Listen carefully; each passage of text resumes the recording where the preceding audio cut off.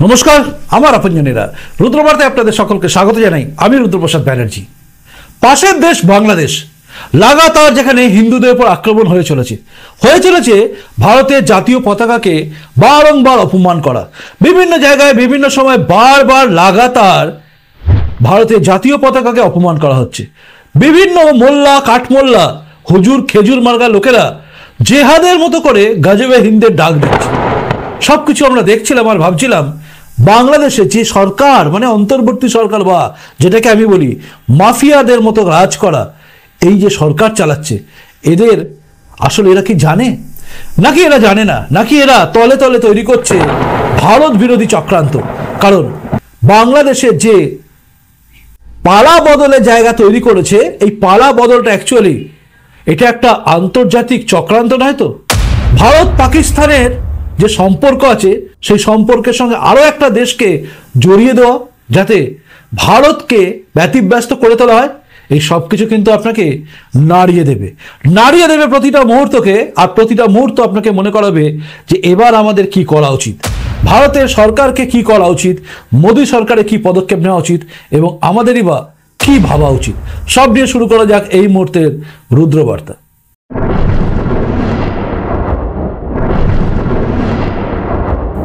আপনারা জানেন আমাদের পাশের দেশ বাংলাদেশ, যে দেশটা একদিন পাকিস্তান ছিল, পূর্ব পাকিস্তান, যেটাকে আমাদের ভারতীয় সেনারা তাদের রক্তের বিনিময়ে, লড়াইয়ের বিনিময়ে স্বাধীন করে স্বাধীন বাংলাদেশ করেছিল। মুক্তিযোদ্ধাদের সঙ্গে ভারতীয় সেনাদের সে সম্মিলিত আক্রমণ যদি না হতো, তাহলে আজকের বাংলাদেশ তৈরি হতো না। পাকিস্তানের তাবেদারি করা, পাকিস্তানের মধ্যে থাকতে হতো তাদের। আজকে যারা পাকিস্তানের সঙ্গে সম্পর্ক ভালো করে ভারতের সঙ্গে সম্পর্ক খারাপ করা জায়গায় যাচ্ছে, ধীরে ধীরে আমাদের পাশের দেশটা তৈরি হচ্ছে এমনই একটা জায়গা যেখান থেকে কিন্তু আমাদের অর্থাৎ ভারতবর্ষের বিপদ বাড়তে চলেছে। তারা হয়তো কিছু করতে পারবে না, কিন্তু তারা খোঁচা দিতে ছাড়ছে না। ভারতবর্ষের বিরুদ্ধে যে সমস্ত জাতীয় পতাকাকে নিয়ে অপমান করা হচ্ছিল, যেগুলোকে আমরা ভাবছিলাম হয়তো সেখানকার উচ্চগ্রে মার্কা কিছু কি বলবো কাঠমোল্লা, তারপর হুজুর খেজুর এরাই করছে, এদের বাচ্চা কাচ্চারা করছে, অর্থাৎ জেহাদিদের বাচ্চাগুলো করছে, সেগুলো আমরা ভেবেছিলাম, কিন্তু দেখা যাচ্ছে কার্যত তা নয়। এদের পেছনে মাথা রয়েছে কিন্তু আলাদা। বিএনপির একজন মাথা, যিনি মন্ত্রী হতে চলেছেন, এই যে সে সরকারের মধ্যে মন্ত্রী হওয়ার জায়গায় যিনি আছেন, তার বক্তব্য আপনি শুনলে চমকে যাবেন। ভারতবর্ষের বিরুদ্ধে তার একটা বক্তব্য ছিল যে ভারতের লোকেরা, মানে ভারতবর্ষ নাকি সেই রকম জায়গায় নেই যেখানে রেল লাইনের ধারে সবাই শৌচ কার্য করে। এই উক্তিটা তিনি দিয়েছিলেন। শুধু এটাকে হাইলাইট করেছে বিভিন্ন ব্রেকিং নিউজ হিসেবে বিভিন্ন পোর্টাল, কিন্তু তারপরে যে বক্তব্য রেখেছে না, সেটাই কিন্তু ভয়ঙ্কর এবং মারাত্মক। আর তার সঙ্গে রিলেটেড আরো একটা ভিডিও, পরপর দুটো ভিডিও আপনাকে টনক নড়িয়ে দেবে এবং বুঝিয়ে দেবে যে এই একটা বড় চক্রান্ত, যেটা আন্তর্জাতিক স্তর থেকে ধীরে ধীরে ভারতবর্ষের দিকে এগোতে চেষ্টা করছে এবং ভারতকে টুকরো করার চেষ্টা করছে। আগে শুনুন বিএনপির সেই মন্ত্রী হওয়ার জায়গায় থাকা মাথা নেতা কি বলছে। ওরা বলছে, এমনও বলছে, আমি অপপ্রচারের কয়েকটা দেখলাম তাদের বিভিন্ন ইউটিউবে, যে সার্জিক্যাল অপারেশন তারা করবে। তো ওরা কি মনে করে আমাদেরকে? আপনি সার্জিক্যাল অপারেশন করবেন আর আমরা হাত গুটিয়ে বসে থাকবো? আমরা কি বলে যে আঙ্গুল চুষতে থাকবো? ইসকন বলে একটি সংগঠন, আমরা জানি একটি ধর্মীয় সংগঠন, কিন্তু হঠাৎ তারা এত মানে সমস্ত কিছু মানে ইয়ে হয়ে গেল, এত বেশি উত্তপ্ত হয়ে গেল কেন? তাদের মধ্যে একটা আগ্রাসী মনোভাব কেন বিস্তার লাভ করছে? এরা কারা? এদেরকে তো আমাদের নতুন করে চিন্তা হয়। শুনলেন আগের বক্তব্য, যেটা আমি বাদ দিয়েছি, সেটা হচ্ছে ভারতের টয়লেট সিস্টেমকে নিয়ে সে বলেছে, ভারতবর্ষের নেতাদের উদ্দেশ্যে বলেছে যে ভারতের মধ্যে টয়লেট সিস্টেম তো রেল লাইনের ধারে সবাইকে করতে দেখা যায়। এই টাইপের অপমানজনক কথা বলে ভারতবর্ষ সম্বন্ধে তুচ্ছ তাচ্ছিল্য করে তারপরে যে কথাগুলো বললো, অর্থাৎ সার্জিক্যাল স্ট্রাইক করলে আমরা কি আঙুল চুষবো? আমরা তৈরি আছি। আপনি হয়তো ভাবছেন এই সমস্ত বড় বড় ডায়লগ মেরে কি হবে, তারা কি পারবে? তাদের চিন্তা ভাবনা কোথায়? এটা একটা সামান্য বলেছে, ভাবছেন তো? ভাববেন না। এবার আপনি দেখুন ওই দেশের একজন এই সমস্ত যুদ্ধ বিশারদ বা আন্তর্জাতিক সমস্ত কিছু সম্পর্ক বিশারদ, তিনি একটি সাক্ষাৎকারে কি বলছেন দেখুন। পাকিস্তানের কাছ থেকে হয়তো আমাদেরকে খুব অ্যাডভান্সড ফাইটার জেটস কিনতে হতে পারে, তখন কি বলবেন পাকিস্তান প্রীতি? ওই যে J7 যেটা, ওটা Chinese technology and it is equivalent to F-35, বুঝছেন? এবং আমরা ওটা কম দামে পাওয়া যেতে পারে। আজকে যদি আমাদের ধরেন এয়ারবেস গুলায় 3 স্কোয়াড্রন J7 যেটা চীন পাকিস্তান জয়েন্ট প্রযুক্তিতে তৈরি হয় আমরা আনি, এর পারপাস হবে একটা নিবারক হিসাবে কাজ করবে এবং এটা ভারতকে অনেক ডিসকারেজ করবে ভবিষ্যতে আমাদেরকে কোনো রকম ভাবে ইয়ে করা, ওই যে যেটা জয়শঙ্করের স্বপ্ন বাংলাদেশকে ইয়ে করে দেয়া। আগামী দিনগুলোতে কিন্তু অপরচুনিটিজ আসবে আমাদের জন্য। দেখেন মণিপুরে, মিজোরামে শুরু হয়ে গিয়েছে, আসামে এটা আমি সরাসরি বলে ফেলছি, বলবো যে যদি তারা স্বাধীনতাকামীরা আবার এগিয়ে আসে, তাদের প্রতি মুখ ঘুরিয়ে নেওয়াটা ঠিক আমাদের মানাবে না জাতীয় স্বার্থের প্রশ্নে। দেখলেন এবং শুনলেন, পাকিস্তানের থেকে বিমান কেনার জায়গা তারা রয়েছে যেটা F-35 এর কাছাকাছি হবে। চীন এবং পাকিস্তানের সঙ্গে তাদের সম্পর্ক ভালো করার চেষ্টা করছে এবং পাকিস্তানের কাছ থেকে কম দামে কম পয়সায় কিনতে চলেছে কি না যুদ্ধ বিমান, এবং কিনে কি বলছে ভারতের জন্য এটা একটা চাপের সৃষ্টি করা হবে।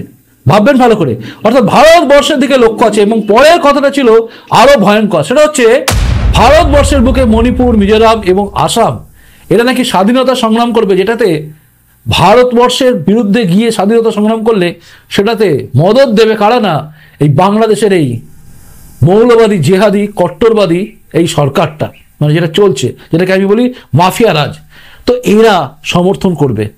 অর্থাৎ চিন্তা দেখুন, চিন্তা হচ্ছে ভারতবর্ষকে টুকরো করার, ভারতের মধ্যে স্বাধীনতা আন্দোলন যারা করবে, মানে এই মিয়াল্যান্ড, আসামের বুকে আপনারা জানেন মিয়াল্যান্ড করার জন্য বাংলাদেশে কিছু মুসলমান ওখানে মিয়াল্যান্ড তৈরি করার দাবি করেছিল। একমাত্র হিমন্ত বিশ্ব শর্মা আসার পরে, অর্থাৎ বিজেপি সরকার গড়ার পরে, তারপরে কিন্তু এই মিয়াল্যান্ডের স্বপ্নটা ফুস হয়ে গেছে।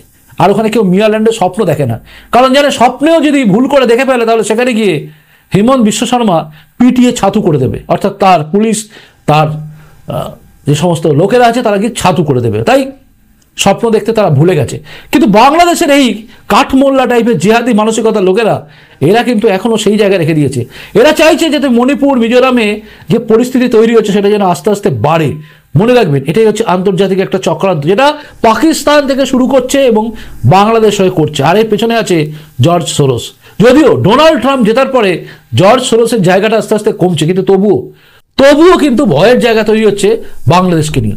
ভয় মানে আমি এটা বলছি না যে ভারতবর্ষকে আক্রমণ করবে বাংলাদেশ, এটা বলছি না। মনে রাখবেন, বাংলাদেশ থেকে আসা এই দেশের মধ্যে ঢুকে থাকা বহু বাংলাদেশি মুসলমান যারা অনুপ্রবেশকারী, যারা আপনারা দেখেছেন গতকালই একজন ধরা পড়েছে পার্ক স্ট্রিটের মতো জায়গায়। ভারতবর্ষের বুকে পশ্চিমবঙ্গের পুলিশও তাদের ধরছে, বিভিন্ন জায়গায় ধরা পড়ছে, এবং ধরা পড়ছে তারা হিন্দু নামে থাকছে। কেউ শর্মা নাম নিয়েছে, কেউ গুপ্তা নিয়েছে, কেউ হয়তো ব্যানার্জি নিয়ে বসে আছে। অর্থাৎ সবাই সবার মতো করে নাম ভারিয়ে হিন্দু সেজে বসে আছে। বিভিন্ন জায়গায় তারা কাজ করছে। একটা বিভিন্ন জায়গা থেকে আমি যে খবরগুলো পাচ্ছি, সেখানে একটা ভয়ঙ্কর প্রবণতা হচ্ছে বিভিন্ন যে ট্যাক্সিগুলো চলে, অর্থাৎ ওলা, উবের বা র্যাপিডো, এই বিভিন্ন জায়গায় কিন্তু ড্রাইভার হিসেবে অনেকে কাজ করছেন। একটা অভিযোগ আমার কাছে এসেছিল বিভিন্ন জায়গা থেকে, সেটা হচ্ছে র্যাপিডোতে এমন কিছু ড্রাইভারকে দেখা যাচ্ছে যারা হয়তো মাস 6 আগে জয়েন করেছে এবং যাদের ভাষা অবশ্যই বাংলাদেশি মুসলমানদের মতোই, অর্থাৎ বাংলাদেশের ভাষা যেটাকে বোঝা যাচ্ছে। তারা কোথা থেকে এলো, কি করে বা থাকছে, তাদের বসতি হচ্ছে নিউ টাউন বলা হচ্ছে। অনেকে বলছেন আমরা নিউ টাউনে থাকি, অনেকে বলছেন অন্য জায়গায়। আমার মনে হয় কলকাতা পুলিশ থেকে শুরু করে সবার এই বিষয়টা নজর রাখা উচিত। কেউই হয়তো পুলিশের সামনে যেতে পারছে না, কিন্তু তারা সবাই বলছে যে এরকম ঘটনা ঘটছে, তারা দেখছে। অর্থাৎ ওয়াকিবহাল মহল যারা ভারতবর্ষের বুকে পশ্চিমবঙ্গের কলকাতায় বিভিন্ন প্রান্তে ঘুরে বেড়ান, বিভিন্ন ট্যাক্সি অ্যাপ ক্যাব বুক করেন, তারা অনেকেই বলছেন যে বিভিন্ন অ্যাপ ক্যাবের ড্রাইভারকে দেখে সন্দেহ হচ্ছে তাদের। আমি জানি না কতটা সত্যি কতটা মিথ্যে, তবে কেন্দ্রীয় স্তর থেকে শুরু করে পশ্চিমবঙ্গের বিভিন্ন জায়গায় যারা ইন্টেলিজেন্স ব্রাঞ্চে আছেন তারা প্রত্যেকে একটু খোঁজ নিন। এবং ওলা, উবের এবং র্যাপিডো, আপনাদের কাছে আমার আবেদন একটাই, সেটা হচ্ছে আপনারা খোঁজ খবর নিন যে কারা রয়েছে, নয়তো আগামী দিনে এই সমস্ত অ্যাপ ক্যাব যারা মালিক আছেন তাদের বিরুদ্ধে কিন্তু ব্যবস্থা হয়ে যাবে আইনগতভাবে। যেটা বলছিলাম সেটা হচ্ছে বাংলাদেশের এই যে লোকগুলো যারা ধীরে ধীরে ঢুকে পড়েছে ভারতবর্ষের বুকে, তারা যে গভীর কোনো চক্রান্ত করবে না তার গ্যারান্টি কে দেবে? আপনারা জানেন সিএএ বিরোধী আন্দোলনে এই রাজ্যে কিভাবে আগুন জ্বলেছিল, কিভাবে ট্রেন জ্বালিয়ে দেওয়া হয়েছিল, কিভাবে রাস্তা অবরোধ করা হয়েছিল, সেগুলো বুঝিয়ে দেয় যে বাংলাদেশের অনেক মোল্লা কাঠমোল্লা যারা অনুপ্রবেশকারী তারা এই দেশে ঢুকে বসে আছে এবং এই রাজ্য হয়তো আছে। আপনারা হয়তো জানেন, সেটা হচ্ছে যখন বামফ্রন্টের আমল ছিল তখন রবীন ঘোষ ছিলেন সমবায় মন্ত্রী। সেই সময় বাংলাদেশের অনুপ্রবেশকারী যারা ছিল তাদেরকে মুম্বাই থেকে পুশব্যাক করা হচ্ছিল এবং সেই পুশব্যাক করার সময় উলুবেরিয়াতে বোম্বাই মেলকে দাঁড় করিয়ে, বোম্বাই এক্সপ্রেসকে দাঁড় করিয়ে সেখান থেকে নামিয়ে নেওয়া হয়েছিল সমস্ত বাংলাদেশি অনুপ্রবেশকারীদের এবং তাদেরকে ছড়িয়ে দেওয়া হয়েছিল, তাদের কোনো ট্রেস পাওয়া যায়নি। উলুবেরিয়ার বুকে পাথরবাজি থেকে শুরু করে বিভিন্ন জায়গায় আগুন লাগানো বুঝিয়ে দেয় যে বাংলাদেশি মুসলমানরা কিভাবে ঢুকে রয়েছে গোটা রাজ্য জুড়ে। ভোটার হঠাৎ করে বেড়ে যাচ্ছে, ভুয়ো ভোটার আসছে, কি করে পাচ্ছে, যে ধরা পড়ছে, অর্থাৎ গতকাল যাকে ধরেছে সেখানেও আমি দেখছিলাম বিভিন্ন সংবাদ মাধ্যম জানাচ্ছে যে তারা বিভিন্ন লোককে নাকি ভারতবর্ষের বুকে ওই অবৈধভাবে বা ঢুকিয়ে দিচ্ছে ভেতরে এবং তার সঙ্গে সঙ্গে তাদেরকে নকল সমস্ত পরিচয়পত্র করে দিচ্ছে, অর্থাৎ একটা চক্রান্ত। বাংলাদেশে থাকা যে সমস্ত এইসব উগ্রবাদী জেহাদিগুলো আছে না, তারা ভারতবর্ষকে আক্রমণ করে ঠেঙা কিচ্ছু করতে পারবে না, কাজকলা পারবে, কিন্তু ভেতরে থাকা লোকেরা যদি ভারতবর্ষের বুকে কোথাও দাঙ্গা লাগিয়ে দেয়, কোথাও গন্ডগোল লাগিয়ে দেয়, কোথাও বিস্ফোরণ করে দেয়, তখন আমরা কোথায় যাব? এই প্রশ্নটা উঠছে কিন্তু গোটা দেশ জুড়ে। অর্থাৎ দেশের মধ্যে থাকা বাংলাদেশি অনুপ্রবেশকারীদের এবার কিন্তু চিহ্নিত করতেই হবে এবং করে তাদেরকে লাথি মেরে বার করতে হবে। অনেকে বলেন পুশ ব্যাক, আমি বলি কিক ব্যাক, অর্থাৎ পাছায় লাথি মেরে বের করে দেওয়া উচিত। প্রত্যেককে, বাংলাদেশি অনুপ্রবেশকারী প্রত্যেককে চিহ্নিত করে লাথি মেরে বের করা উচিত। রোহিঙ্গা যত অনুপ্রবেশকারী আছে তাদেরকে লাথি মেরে বের করে দেওয়া উচিত। এছাড়া আমাদের বাঁচার জায়গা নেই। বাংলাদেশের মধ্যে থাকা এই জিহাদি মানসিকতার লোকেরা যাদের মধ্যে চিন্তা থাকে গজবে হিন্দ করা, সেখানে এই বিএনপি নেতাগুলো বা বিএনপি যে সমস্ত লোকগুলো আছে এরা এবং মৌলবাদী যারা, যাদের চিন্তা ভাবনা আছে পাকিস্তানের সঙ্গে সম্পর্ক ভালো করে ভারতকে আমি টাইট দেব, যদিও এটা দুঃস্বপ্ন, ছেঁড়া কাঁথায় শুয়ে লাখ টাকার স্বপ্ন দেখাকেও ছোট করে দেওয়া হয়, তবুও আমি বলছি বারবার আপনাদের এদের চিন্তা ভাবনাকে আপনাকে বুঝতে হবে, মানসিকতাকে আপনাকে বুঝতে হবে। মানসিকতাকে যদি না বোঝেন তাহলে কিন্তু বিপদ আছে। মনে রাখবেন, রজ্জুতে সর্পভ্রম, অর্থাৎ দড়িকে দেখে সাপ ভাবা বাঁচার জায়গা থাকে, কিন্তু সাপকে যদি আপনি দড়ি ভাবেন, মানে সর্প দেখে রজ্জু ভ্রম করেন, তাহলে কিন্তু আপনার বিপদ অবধারিত, অর্থাৎ আপনার মৃত্যু অবধারিত। কাজেই দড়িকে দেখে যদি সাপ ভাবেন বাঁচার জায়গা আছে, মানে আজকে বাংলাদেশ যে আওয়াজগুলো দিচ্ছে সেটা দেখে ভারত সরকারের উচিত রিয়্যাক্ট করা। এরা জয়শঙ্কর থেকে শুরু করে সবার নাম তুলে তুলে বলে এবং বলে কিছু করলে আমি বুঝিয়ে দেবো, কিছু করলে আমি বুঝিয়ে দেবো। যদিও পাকিস্তান এই কথা বলার সাহস রাখে না, ভারত ঢুকে যায়, মেরে দেয়, কিন্তু বাংলাদেশে এই দুদিনের এই মোল্লাগুলো কাঠমোল্লাগুলো তারা ভাবছে কুয়োর ব্যাং হয়ে যে ওটাই তাদের বড় সবচেয়ে সমুদ্র, বড় সবকিছু, ওর উপরের আকাশটাই তাদের কাছে সবচেয়ে বড় আকাশ। তাই ওখানে বসে তারা ভাবছে ভারতের সঙ্গে টক্কর নিয়ে শেষ করে দেবো। ভুলেই গেছে বাংলাদেশের জনসংখ্যার সমান জনসংখ্যা হয়তো আমাদের পশ্চিমবঙ্গেই আছে, তার চেয়ে বেশি আছে তো কম নয়। উত্তরপ্রদেশের মতো রাজ্য বাংলাদেশকে চেপে দেবে জনসংখ্যার দিক থেকে, ভাবতে হবে তাদেরকে। আমাদের যে জায়গা আছে লড়াই করার জন্য, যুদ্ধ করার জন্য প্লেনকে দরকার নেই, শুধুমাত্র বাঁধগুলো খুলে দিলে অর্ধেক মুসলমান, বাংলাদেশি মুসলমান সমুদ্রের মধ্যে মিশে যাবে, হাওয়া হয়ে যাবে। এইসব বড় বড় কথা বলার লোকেরা কোথায় পালাবে কোনো ঠিক নেই, বাঁচার জন্য ভারতে আসতে হবে। বাংলাদেশে যে সমস্ত লোকেরা আজকে কালকে যারা আসছে ভারতবর্ষের বুকে চিকিৎসা নেওয়ার জন্য, তাদেরকে যেভাবে পশ্চিমবঙ্গের বুকে ডাক্তাররা, হসপিটাল বারণ করে যাচ্ছে, একের পর এক বলে দিচ্ছে আমরা কোনো পরিষেবা দেব না, চিকিৎসা করব না, এটা গোটা দেশ জুড়ে হওয়া উচিত এবং দেশ জুড়ে এবার ভারতবর্ষ থেকে কোনো মাল বাংলাদেশে পাঠানো উচিত নয়। কারণ এই মানসিকতা সম্পন্ন লোকেদের বিরুদ্ধে এইভাবেই লড়তে হবে, অবরোধ করে দিতে হবে, জল পাঠালে চলবে না, জল বন্ধ করে দিতে হবে, যা হয় হবে। আর সময় যদি এরকম হয় রাশিয়া ইউক্রেনে ঢুকে লড়াই করে, তার কারণ হচ্ছে মনে করে সেখানে তাদের যে রাশিয়ান লোকেরা যারা আছে, পাশাপাশি ইউক্রেনের মধ্যে যে দুটো রাজ্যকে যখন দমিত করে রাখে ইউক্রেন, তখন কিন্তু রাশিয়া ঢুকে যায়, ভ্লাদিমির পুতিন অ্যাটাক করে দেয়, একইভাবে ইসরায়েল অ্যাটাক করে দেয়। বড় বড় কথা বলছে এরা। আমাদের মনে হয় সময় এসে গেছে, যেভাবে ইন্দিরা গান্ধী একদিন মুক্তিযোদ্ধাদের পাশে দাঁড়িয়েছিল, আমার মনে হয় এবারে হিন্দু সনাতনীদের জন্য আলাদা দেশের জন্য আমাদের আওয়াজ তুলতেই হবে। কারণ বাংলাদেশের মধ্যে হিন্দুদের থাকার জন্য আলাদা ল্যান্ডের দাবি এবার করতে হবে, কারণ আমরাও চাইবো আমাদের ভারতবর্ষের সীমান্ত, ভারতবর্ষের সব জায়গা যাতে সেফ থাকে, যেখানে বাংলাদেশে থাকা হিন্দুরা থাকবে সেটা আমাদের জন্য সেফ জায়গা হবে, সেটা আমাদের করার দরকার আছে। আলাদা দেশ করার জন্য আমাদের এবারে আওয়াজ তুলতে হবে বলে আমি বিশ্বাস করি। যাই হোক, আপনি এবার বলুন আপনার কি মনে হলো। পুরোটা আপনি শুনলেন, পুরোটা আমি বিস্তারিতভাবে বলার চেষ্টা করলাম, যতটা আমার জ্ঞান, যতটা আমি বুঝি ততটা বলেছি। এবার আপনি বলুন, আপনি কি ভাবছেন?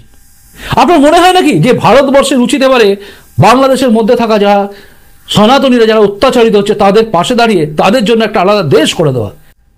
আমেরিকা আমাদের পাশে আছে, ইসরায়েল আমাদের পাশে আছে, সবাই আমাদের পাশে আছে। না থাকলেও ভারতবর্ষ যা পারে তাতে কাউকে দরকারও লাগে না। চীন ভারতের সঙ্গে সম্পর্ক খারাপ করতে কখনোই চায় না, কোনো দেশ ভারতের সঙ্গে সম্পর্ক খারাপ করতে চায় না। দুদিনের এই মোল্লাগুলো, কাঠ মোল্লাগুলো, জানোয়ারগুলো, জেহাদিগুলো হঠাৎ করে ভেবে নিয়েছে যে বাংলাদেশ ভারতকে শেষ করে দেবে। ভারতবর্ষের বুকে থাকা যারা দেশকে ভালোবাসা বহু মুসলমান আছেন তাদের উচিত এটা নিয়ে বক্তব্য রাখা।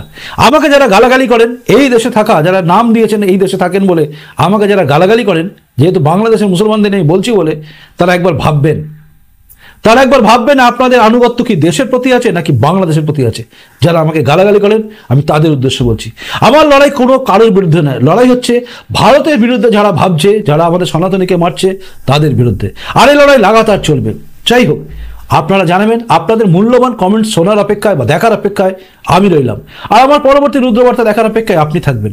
প্রতিবেদনে যদি মনে হয় ভালো লাগলো আপনার, এবং যদি মনে হয় এই প্রতিবেদনে যে সমস্ত বক্তব্য আছে এগুলো প্রত্যেকটা মানুষের শোনা উচিত, তাহলে আপনি 100 জনকে এই প্রতিবেদনটা বা ভিডিওটাকে শেয়ার করবেন। এছাড়া আপনার কাছে আমার চাওয়ার কিচ্ছু নেই, আপনার কাছ থেকে আমার পাওয়ার কিচ্ছু নেই। ভালো থাকুন, মাথা উঁচু করে বাঁচুন। মনে রাখবেন, সবার আগে আমাদের কাছে দেশ, তারপরে অবশ্যই আর দ্বিতীয় কোনো কথা নয়, সবার আগে দেশ, তারপরেই সনাতন ধর্ম। দেশ আমাদের ভালো থাকবে যদি সনাতন ধর্মের লোকেরা বেশি থাকে, নচেত বাংলাদেশে একদিন সনাতন ধর্মের লোকেরা বেশি ছিল, আজ কমে গেছে। সেখানে কি জায়গা আছে আপনি দেখতে পাচ্ছেন। সবটা আপনি ভাববেন, সবটা ভাবার জন্য রুদ্রবার্তা বারবার থাকবে, লাগাতার থাকবে। আর রুদ্রবার্তা সবসময় আপনাদের পাশে আছে, সাথে আছে, আর আপনি আমার পাশে আছেন আপনজন হয়ে। চলুন আসি, দেখা হচ্ছে এর পরে রুদ্রবার্তাতেই। খুব ভালো থাকুন। নমস্কার, বন্দে মাতরম, ভারত মাতা জয় হোক, জয় হিন্দ।